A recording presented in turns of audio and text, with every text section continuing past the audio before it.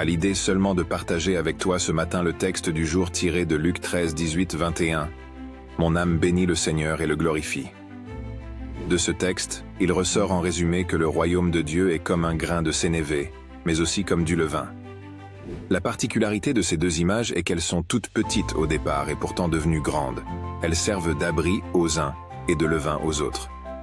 Pour le royaume, ce avec quoi on commence est très souvent petit, mais produit de grands fruits plus tard.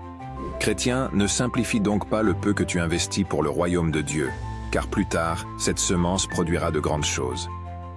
Frères et sœurs, si le royaume de Dieu est comme le grain de sénévé, et même le levain qui fait lever la pâte, c'est dire clairement que les fruits du royaume partent souvent des zestes réalisations, des petits débuts. La parole de Dieu que tu annonces est certes petite dans son contenu et même sa phraséologie, mais c'est elle qui bâtira les grands hommes de demain.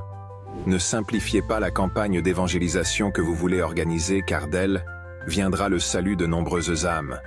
Ne simplifie même pas une simple prière qu'on te demande de dire avant le début de votre amicale, car elle peut être le déclic de plusieurs conversions à Christ. Ne méprise pas l'enseignement que tu donnes aux uns et aux autres, car de cet enseignement pourra naître des personnes gagnées à Christ.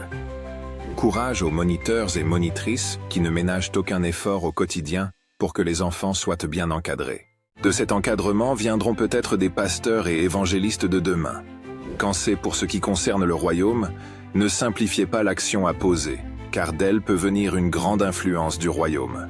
Le royaume est comme le grain de sénévé et le levain, mais qui produit de grandes transformations après. Aussi n'as-tu pas à simplifier ton vote du 12 octobre, car il pourra alors changer la destinée de cette nation.